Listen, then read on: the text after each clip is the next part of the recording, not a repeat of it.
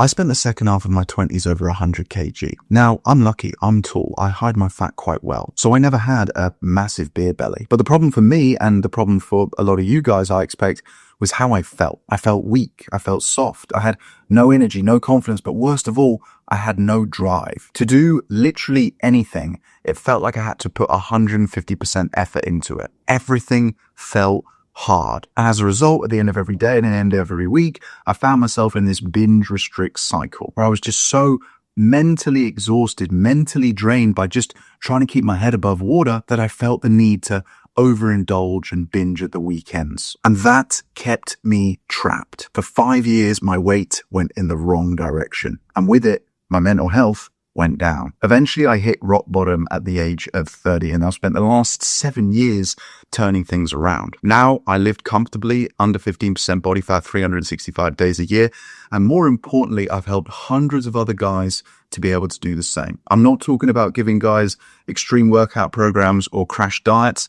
I'm talking about helping them to build a healthy, sustainable lifestyle. So today I want to take you through the 7 things that I wish I knew when I was over 100 kg. So even if you don't want to work with me on my coaching program, you can take these, put them into action, and start to turn your own life around. So with that said, full screen the video and let's lock in. Without a doubt, the biggest realization I've had, and the thing I wish I knew the most way back 7 years ago when I was over 100 kg, was just how poisonous some food can be. Like I said, in the back half of my 20s, I always felt 5 out of 10. I had no energy, I had no confidence, I felt soft, I felt weak, and like I said, everything just felt hard. Now, I always put it down to the thirsty Thursdays and the boozy weekends. Now, obviously that isn't a healthy lifestyle, but I never thought it was the food I was eating. Truth be told, I actually thought I was eating pretty healthily. And then when I hit that rock bottom point just before my 30th birthday, I completely turned my life around. I gave up the alcohol.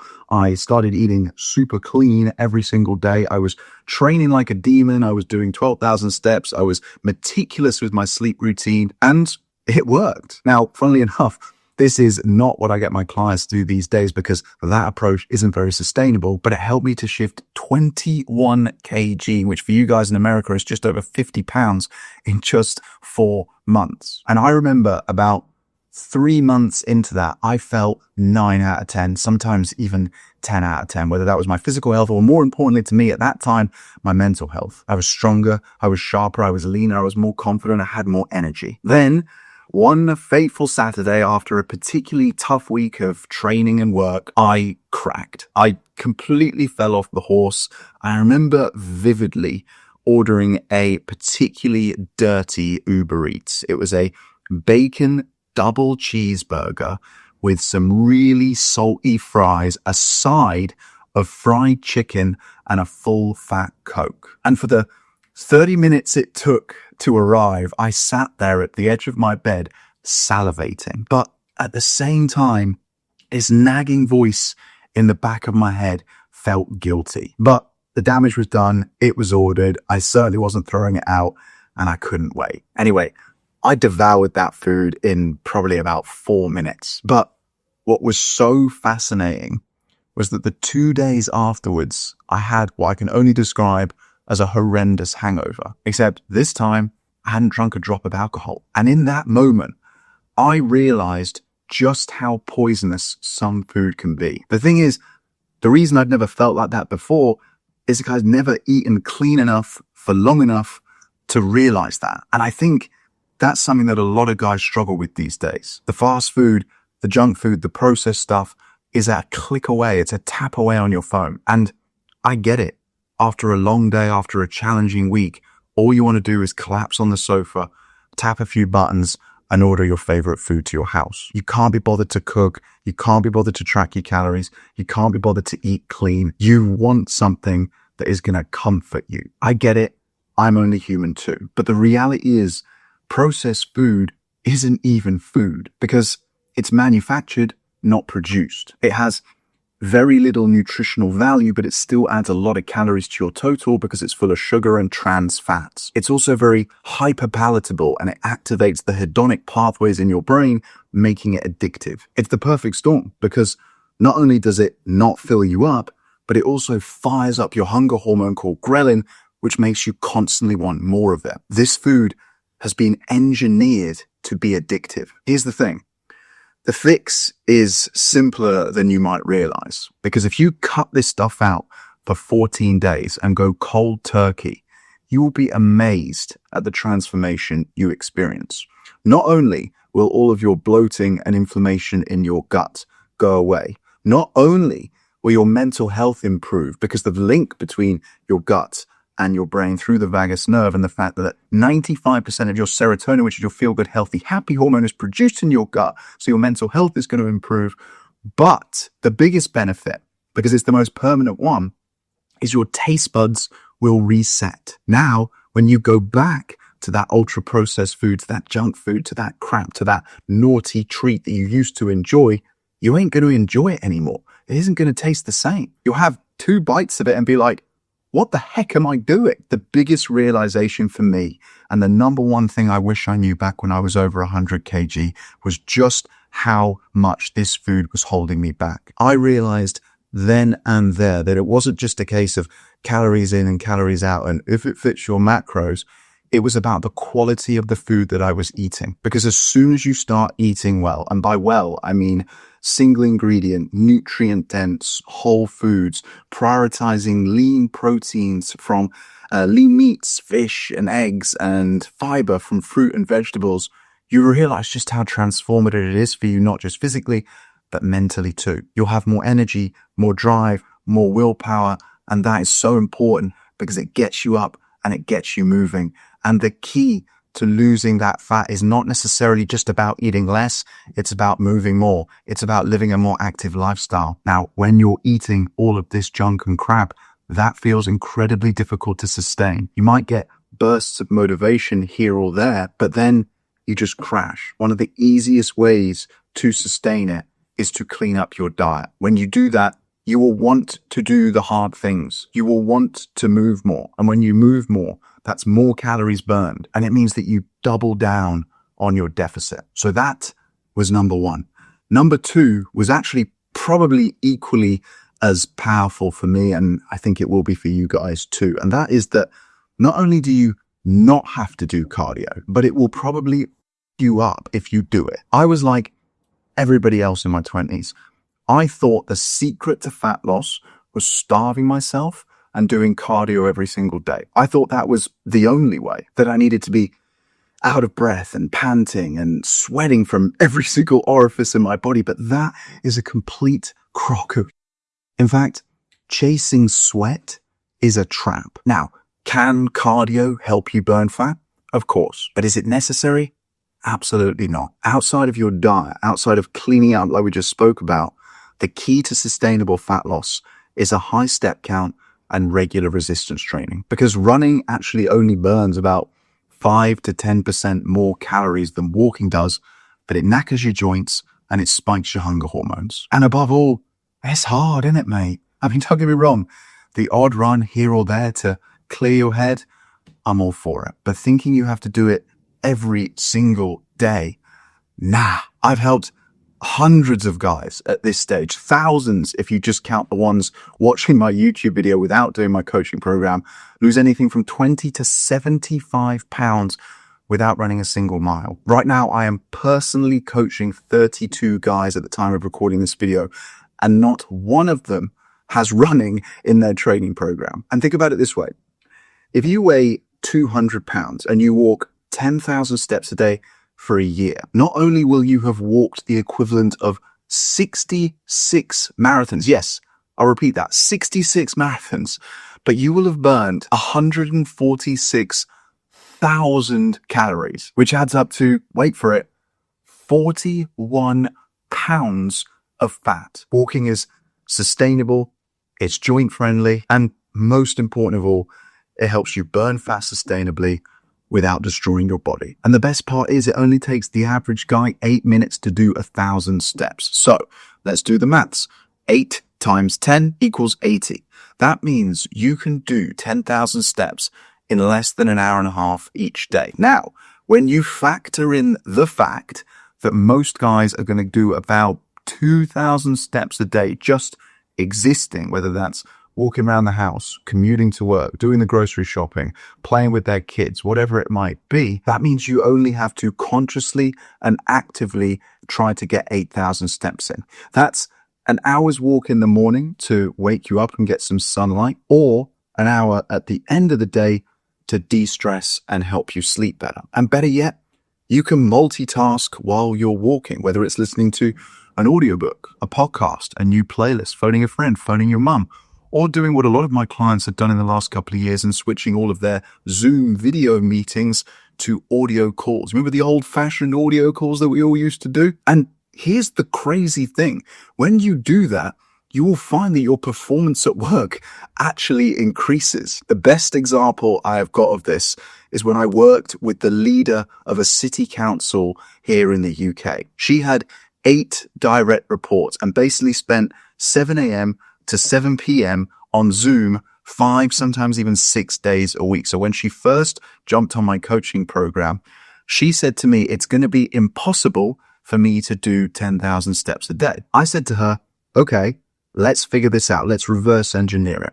How many of those calls are internal catch-ups? The type where you don't need to put on your face and be on camera. And we worked out that there were 8 hours a week of calls like that. So she agreed to switch all of those to audio calls and just took all her steps in walking around her garden. That means she could stay on the Wi-Fi, she could stay close to her office in case she needed to refer back to documents, and she could hit her step count. What was even better though, is that this became a systemic change throughout the whole organization. Suddenly, there were 300 people who were taking up this habit, all from one person's decision to change one habit. So this is the power of this stuff, guys. Right now, you might be sitting there thinking, I can't do it. But I promise you, where there is a will, there is a way.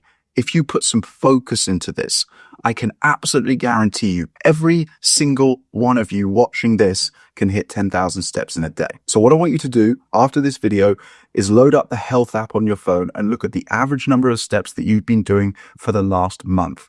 Then what I want you to do is add 20% to that number each week until you're hitting 10,000 steps a day. Because let's say you're like the average guy who's only doing 3,000 or 4,000 steps a day right now.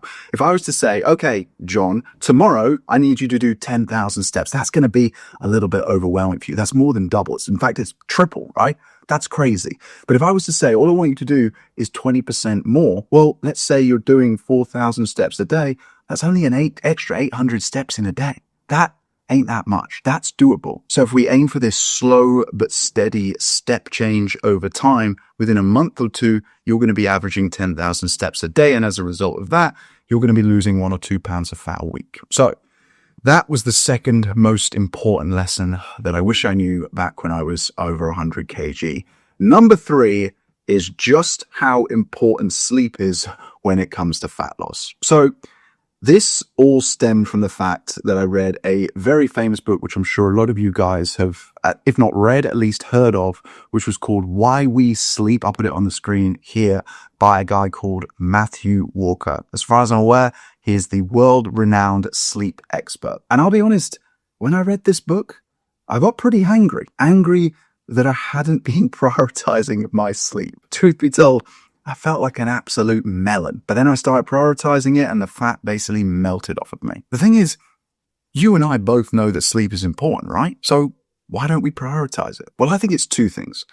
Number 1, and bear with me for this one because I've got no proof behind it, but it certainly speaks to me, so I'm sure it'll speak to a few of you guys, is that we were always given very rigid bedtimes as children. And as a result of that, I feel like now as adults, we're still rebelling against it. So we stay up later than we know we should do. Not because it benefits us, but because we feel like we can. It feels like we're finally in control. And it doesn't matter whether you're 20, 40, or 80. I've seen different age groups do this. And then secondly, is this newfound addiction to our phones, our laptops, and Netflix. This unlimited stream of content and dopamine. But guys, you have to realize that sleep is like a secret weapon. In fact, I go as far as to say that it's so powerful when it comes to stripping off fat that if sleep was a drug, they would make it illegal. Think about it.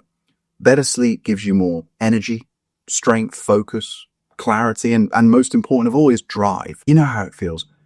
Everything is just easier when you've had a few good night's sleeps in a row. You don't shy away from the hard things. You actually look forward to doing them. And then when you do them, you feel proud that you've done them, and it starts to build momentum. You get yourself out of a vicious cycle and into a virtuous one. The truth is, sleep is probably the highest leverage activity or habit that you can prioritize, because it's one action that has so many benefits. And that's what I'm really big on with my clients, helping them to find 3 to 5 high leverage habits that they can either introduce or prioritize or even get rid of.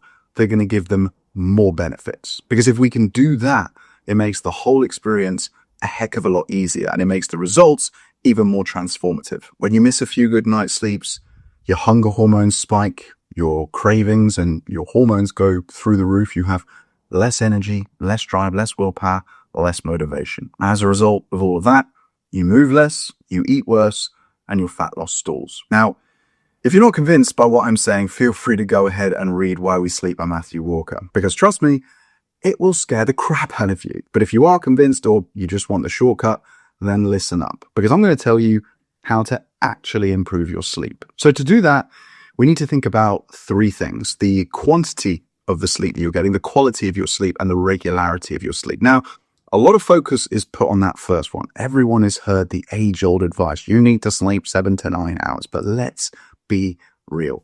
Who in their right mind is able to get 9 hours of sleep? Between busy jobs, life stresses, phone addictions, and children, it's next to impossible these days. But the reality is, you don't need it. What I focus on, and I encourage my clients to focus on, is getting 7 hours of high quality sleep. And improving the quality of your sleep is easier and cheaper than you might realize. What you really want to do is make your bedroom as cold, dark, quiet, and well ventilated as possible. So get yourself on Amazon, buy yourself some cheap earplugs, a fan, and some blackout blinds. Then, if you can, try to sleep with your bedroom door open so you're getting more fresh oxygen circulating and you're not having a buildup of CO2. I actually had a friend do this a couple of weeks ago and went out of their way to text me saying, "Thank you so much for this advice. After 3 days, it's completely transformed our sleep." And then the other thing I recommend you do is follow something called the 3-2-1 rule. I didn't come up with this, so some of you might have heard of it, but it's quite simple and quite straightforward. So essentially what you want to do is stop eating 3 hours before you go to bed, because eating is a metabolic process, and any metabolic process is a process that raises your heart rate. But what do we want to be doing when we go to sleep? Well, we want to be lowering our heart rate down to a resting level. So the two ain't really mixing very well. It takes time for your body to digest, break down, and process food. And by eating earlier in the day, you help yourself to do that. Now, you don't need to go as crazy as Brian Johnson, who I believe stops eating at 11 a.m. But what I like to do is stop by about 7 p.m. Then the 2 in the 3-2-1 rule is you want to stop drinking anything, whether that's water or tea or coffee. I mean, you certainly don't want to be drinking caffeine, ideally after midday, but about 2 hours before you go to bed. This is to stop you waking up in the night so that you have to relieve yourself in the bathroom, if you get what I mean. And then the last one is probably the most challenging, and it's to come off of the screens, whether this is your phone, your laptop, or the Netflix, about an hour before bed. And the reason behind this is twofold. Number one is the dopamine that's all circulating throughout your brain and keeping you wired and keeping you awake. But number two is that these screens emit blue light, and the blue light prevents the production of melatonin. Melatonin is your sleep hormone. Now, I appreciate that one is the most challenging, so what you can do is circumvent that by starting to wear some blue light blocking glasses. It's not as effective, but it's a pretty good alternate. And if you combine the 3-2-1 rule with the advice I gave you about making your bedroom colder, darker, and quieter, you will be amazed at how transformative your sleep is. You won't be as focused about how long you've slept, but more about how you wake up, when you feel when you wake up. But to make sure you're getting those 7 hours of quality sleep, we need to reverse engineer the process and start to think about what time you want to wake up. Then we want to work backwards from there. So let's say you want to wake up at 7 a.m., which is a good idea because it means you have time in the morning to get up, to either get outside for a walk or to even go to the gym and do some resistance training. That means you want to be in bed and ideally trying to go to sleep at 11. I appreciate that it's 8 hours, but you need about an hour's window just in case it takes you longer to get to sleep. that means you want to start your wind down routine at 10 p.m. So if this is a new habit for you, I recommend that rather than setting a wake up alarm, you set a bedtime alarm. An alarm at 10 p.m. that goes off on your phone, which essentially sends a signal to your brain so you're consciously aware that you want to start winding down. That's when you want to come off the screens. That's when you want to get into bed and either read a book or listen to a podcast. Or if you've got a partner, then you can do a little, if you know what I mean. Anyway, speaking of things which are super important but we don't prioritize, let me talk to you about number 4. Because trust me when I say this, you would slap yourself in the face if you knew just how powerful water is when it comes to fat loss. But just like sleep, everybody knows that they should be drinking more water. So why don't we do it? Well, I think this one is actually pretty straightforward. I think the main reason that people don't drink more water is that they've never really been told why it's so worthwhile. But you see, water helps to fill you up,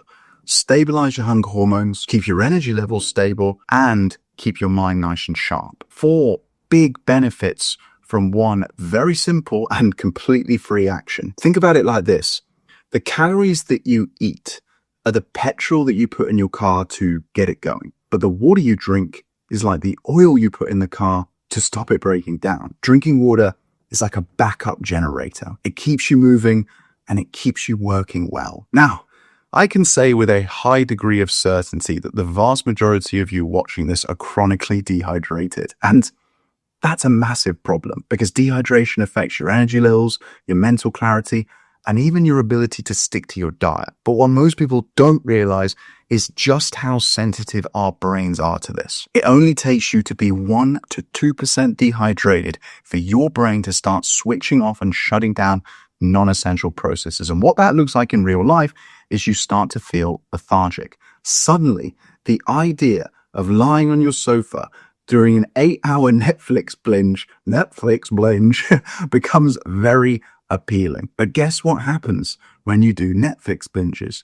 You ain't burning a ton of calories, mate. The reality is when you're lethargic, you do less. And when you do less, you burn fewer calories. And when you burn fewer calories, not only is your fat loss going to stall, but you're going to feel worse about yourself. In contrast to that, if you keep yourself hydrated, which again takes no time, is completely free, it means you're going to have more energy, more focus, more mental clarity, and more drive. And on top of all of that, when you drink water, it fills your stomach. And when your stomach is full, it sends a signal up to your brain telling it that you are full. As a result, your hunger hormones are stabilized and your cravings completely vanish. So now that I have hopefully convinced you to drink more water, the next question you might be wondering is, okay, Doug, well, how much water should I be drinking? Well, the very simple answer that I give to pretty much everyone who asks me that is more. Because as I said, the chances are you are already chronically dehydrated. So you don't need to aim for a specific target. You just need to get into the habit of drinking more. I will drink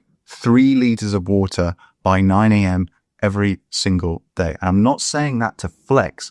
I'm saying that because if I can do it by 9 a.m., you can do it by 9 p.m. I'll get up in the morning, have 500 milliliters of water with some electrolytes to rehydrate myself properly. I'll go to the gym and I'll take a big 1.5 liter bottle of water with me. And by the time I'm home from the gym, I'll have drunk the whole thing. When I get back, I'll have another 500 milliliters of water with my protein shake. And that's it. 3 liters of water by 9 a.m. Easy peasy. But if you're struggling with this, just like the sleep, you want to set some alarms on your phone.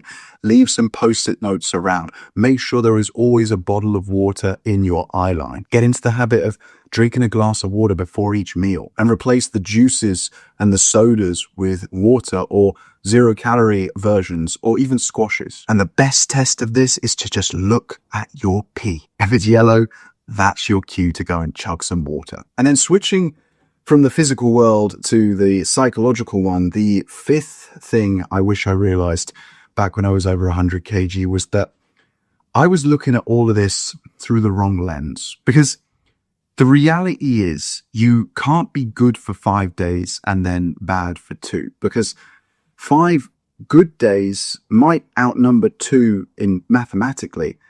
The challenge is those 2 bad days are probably going to be really bad. And you'd be amazed how easy it is to add 5 or even 10,000 calories to your total for the week at the weekend if you stop tracking and go crazy. And this is the cycle that a lot of guys are stuck in.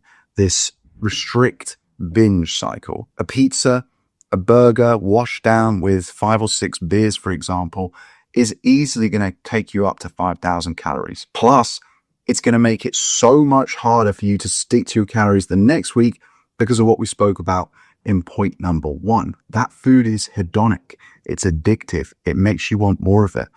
Your hormones are going to be all over the place. Your cravings are going to be all over the place. You're not going to feel full. You're going to feel lethargic, so you're going to move less. So the solution that I found worked so well for me and what I talk to my clients about is to zoom out. You want to imagine that you are a general on the battlefield. The battle is not going to be won by the odd skirmish here or there. It's going to be won by having a big strategy, a strategy that's going to get you from point A to point B without worrying about how long it takes you to get there. Because the reality is, it didn't take you 3 weeks to put the weight on. So it ain't going to take you 3 weeks to get it off. Think about it this way. If you started a business and only went at it for 3 weeks and then gave up because you hadn't made any money or made any traction, people would think you were crazy. So why is it that 90% of people give up on their diet after 3 weeks? It's because their perspective is all wrong. Living a balanced life is not about looking at it in week to week. It's about looking at it season to season. In other words, one of the most powerful things I think you could do is to reset your expectations, because too many men are overestimating what they can achieve in days and weeks, but underestimate what they can achieve in months and years. Stop chasing these quick wins. Set big goals and prioritize one thing at a time. I alluded to it earlier when I was talking about the steps. Focus. Go all in on one thing at a time. I'm not saying you have to go extreme, but you do want to be focused. If you're trying to make more money, get the girl, lose weight,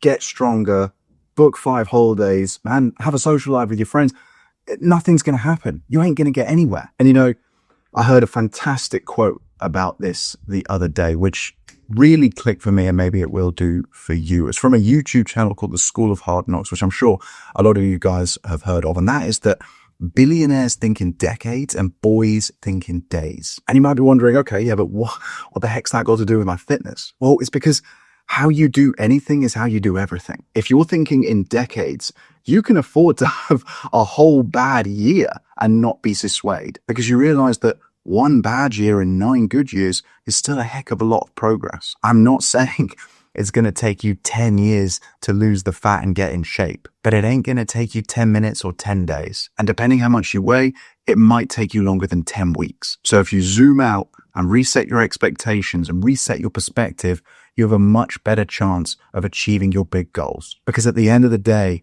we are emotional creatures.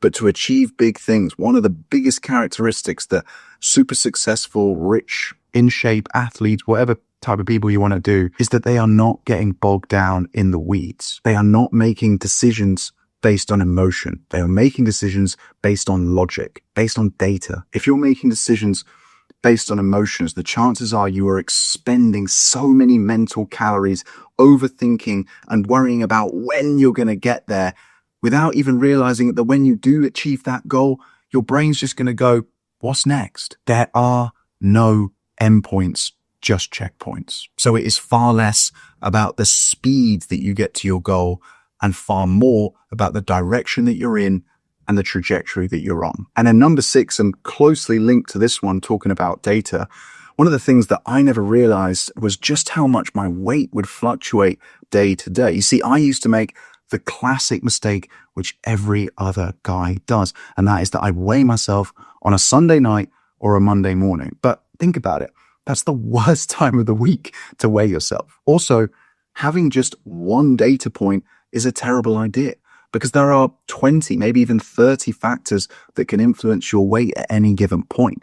It is not a true reflection of the effort and work or body composition or body fat percentage or how you feel, your energy, your drive, or any of these things. But every time I did this, it demotivated me. It put me off. It made me think, screw it, I'll go again next week. It made me feel like I was doing the wrong things. And as a result of all that, I never built any consistency. I never built any momentum. Then I started weighing myself every single morning and I realized just how much my weight fluctuates. I even did an experiment in the short term where I weighed myself multiple times in the day, and to my shock, I was gaining and losing 3 kg in a 12 hours period. And that just blew my mind even more. You have to remember that us as human beings, we are essentially just big bags of water with a brain and a little bit of muscle and bone. And the amount of water that you retain is influenced by so many different factors out of your control. If you're on a fat loss journey and you want to stay sane, you need data, as much of it as you can, whether that's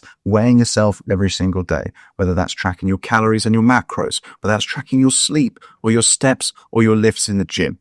It doesn't matter, because that data removes emotion from the equation and allows your brain to rely on logic. That logic is what keeps you sane, because this isn't even a physical battle. In 2025, with Google, YouTube, and ChatGPT, all 8 or 9 billion people on this planet have access to all of the information in the world for free at their fingertips. How we measure intelligence and achievement is shifting, and it's shifting radically. It is no longer a race for more knowledge. It is a race for more application. And application comes from having the right mindset. And having the right mindset comes from being able to think logically. If you have no data, you cannot think logically. So I implore you to start tracking everything. And then lastly, point number 7, just kind of tying all of this together, was the realization that when you start to do the simple things that I've spoken you through today, you realize actually just how easy this is. If you have the right expectations, if you're tracking your data, if you're eating good quality food, if you're regularly resistance training and lifting weights, if you're getting outside and getting your steps in, if you're drinking enough water, and if you're going to bed on time, it's actually pretty difficult to be fat and out of shape. Will you get to be 6-pack shredded overnight? No, but that's fine, because you've reset your expectations. You're thinking with logic and not emotion. You've realized that it's more about the direction and the trajectory that you're on rather than the speed that you are getting there. Women have an incredible intuition for this. Women will happily date a broke guy if they see a spark in him, if they see ambition, if they see flair, if they see drive and desire. You need to see that same intuition in yourself. If you get rid of the noise in your head, if you stop doubting yourself, if you get out of your own way and focus on these basics, you will be amazed what you can achieve in the next 6 months. It takes time to put all of this together, but once you've done it, you realize just how worth it was, because then you don't have to think about it, because what you've built is a healthy, sustainable lifestyle. But I appreciate we've covered a lot today. And if you want some help putting all of this together, then feel free to click the link under this video and check out how my coaching program works. As I say, the focus for me is working with guys over a 6 to 12 month period, helping them to build a healthy, sustainable lifestyle. I really hope you've enjoyed the video. I'll see you in the next one.